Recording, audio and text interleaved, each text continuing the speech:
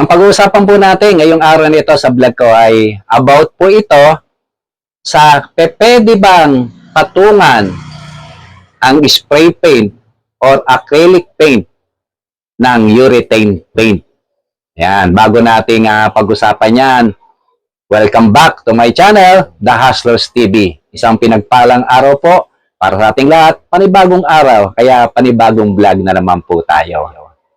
Pwede nga ba na bugahan ang spray paint or acrylic type ng urethane type?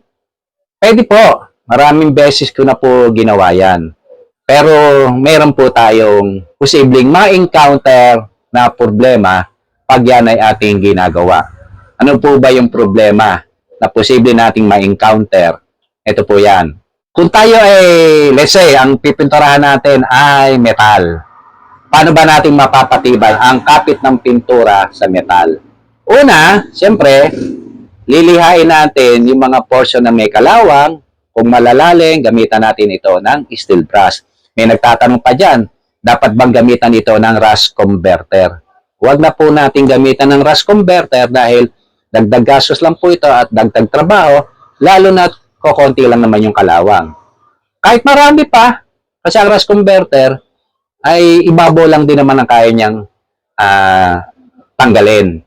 Kasi lilihain din natin yun, lilinisin, di ba? Dagdag gastos lang at dagdag trabaho. So, kaya ang gagawin natin sa metal, lihain lang natin mabuti na magaspang na liha, 120 grit, wet sanding, then steel brush natin, yung mga malalalim, at yung mga sulok-sulok, hanggang sa masimot po yung kalawa, hanggang lumabas po yung metal. Then, sasabunin po natin ito ng dishwashing liquid. Sabunin po natin mabuti.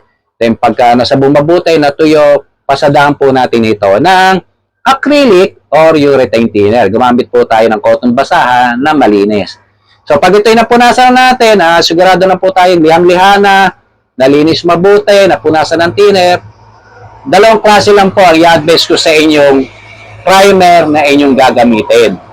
Ito po ay two-component system. Ano ba yung two-component system? Ito po yung pintura o base coat, top coat na pinahaluan pa ng catalyst o ibang tawag ng catalyst sa ibang brand, hardener at activator.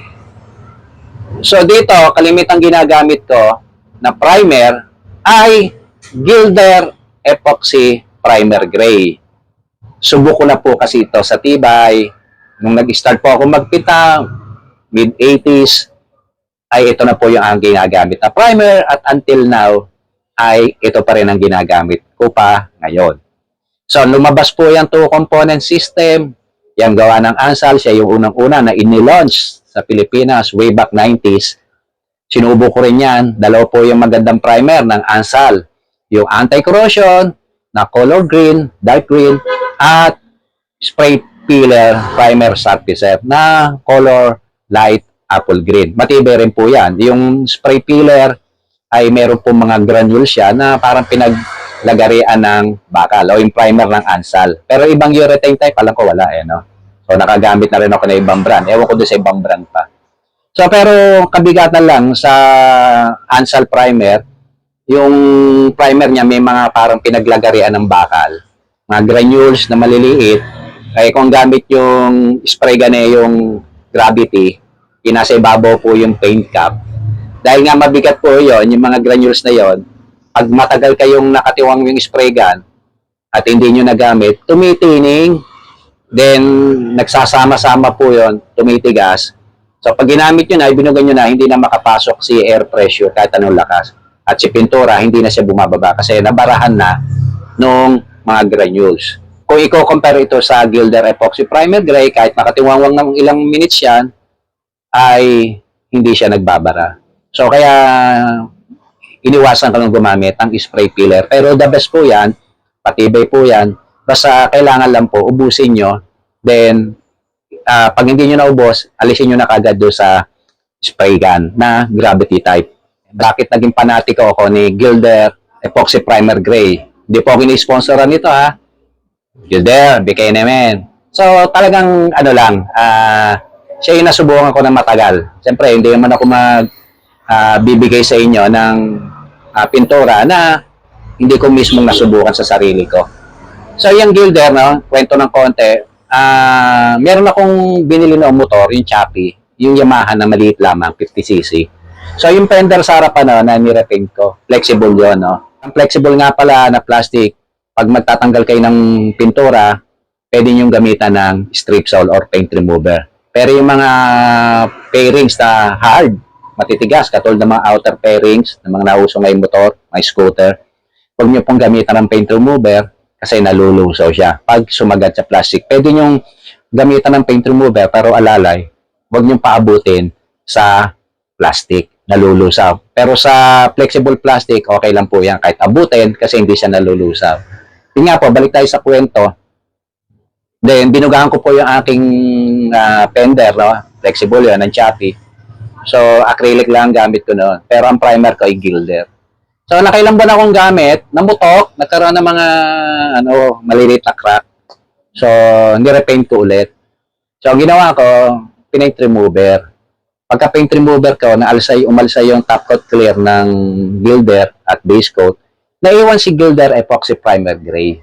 So, doon ko nasubukan ng tibay, kahit paint remover, nahirapan sa kanya. Unless na lang, kung babalik-balikan mong lagyan. So, dahil nga hindi nalusaw, niliha ko na lang. Pinantay ko na lang dun sa yung primer. Siyempre, medyo nagalusan din kahit papaano. Kasi matapang ang paint remover. Wala nga pintura na hindi kaya niyan eh. Diba? Kaya, ginawa ko na lang, hindi ko na sinagad. Diliha ko. Saka ako binagaan ulit ng Gilder Epoxy Primer Gray. Ng isang patong pa para pumantay. Then, saka binugaan ko ito ng base coat at top coat clear. Sa pagbubuga nga pala ng Gilder Epoxy Primer Gray, mas maganda siya ibuga natin ng mainit ang panahon. Then, hanggat maaari tuyong-tuyo siya bago applyan ng base coat.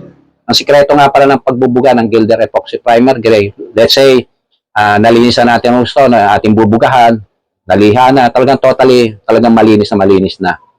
Unang buga, mist coat lang po. Medyo manipis lang. Bakit po ba kailangan medyo manipis muna? Kasi minsan di naiwasan yung pinholes, yung nagkakaroon ng parang butas-butas, parang butas buwan. Iba yung orange peel na nakabukol naman. Kung orange peel, okay lang, madaling lihain. Pero ang pinholes, mahirap lihain nyo, sasagarin mo yun eh.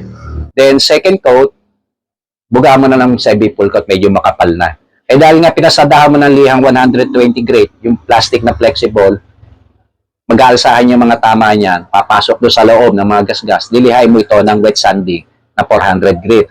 Hanggang sa medyo mapapantay na yan, saka mo ipo-full coat ng Gilder Epoxy Primer Gray. Kung ilang patong pa, hanggat sa pumantay na siya. Then, patuyuin ng mabuti. Kung nakailangan niya, kinabukasan na bugahan ng kulay.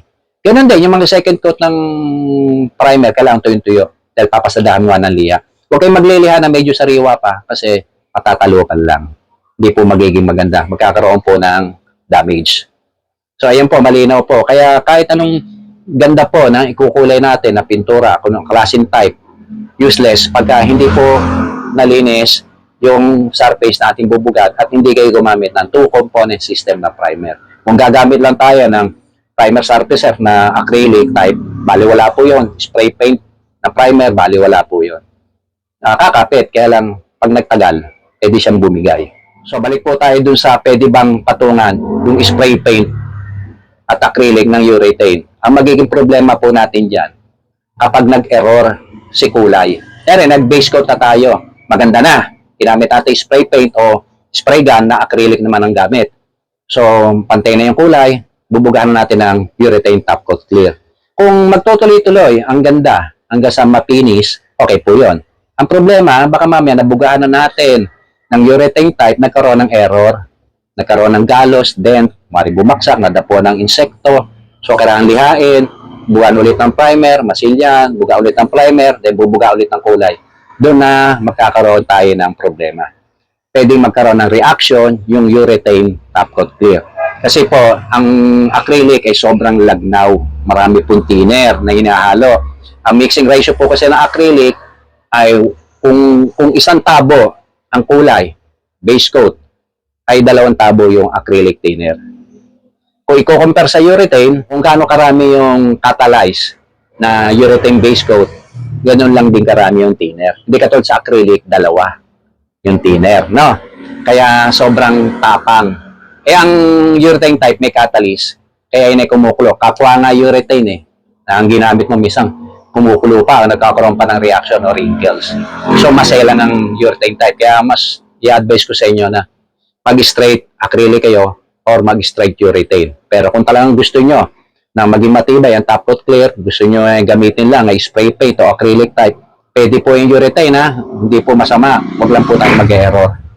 Sana ma-perfect natin. Kasi una-una ang kagandahan po ng urethane type, ito po ay gas resistant, makunat, makintab, at madulas. Hindi po kaya ng acrylic, ang tibay nito, kintab at dulas. At ang acrylic na top coat clear ay hindi gas resistant. Kaya nga ginagamit na top coat clear sa acrylic ay urethane type. Para nga naman matibay. So, pwede po medyo ingat lang po tayo. So, hanggang dito na lang po at sana may natutunan kayo sa video kong ito at kung ito po inyong nagustuhan, baka pwedeng makahirit naman po ng isang like po dyan. At para naman sa mga bago pa lang sa akin channel at hindi pa po nakakapag-subscribe, please subscribe at pakihit na rin po ang notification bell para ma-notify kayo at updated po kayo sa mga video na aking ina-upload. Hanggang dito na lang po, muli po ang inyong lingkod, The Hustlers TV. Thank you for watching. Keep safe and God bless.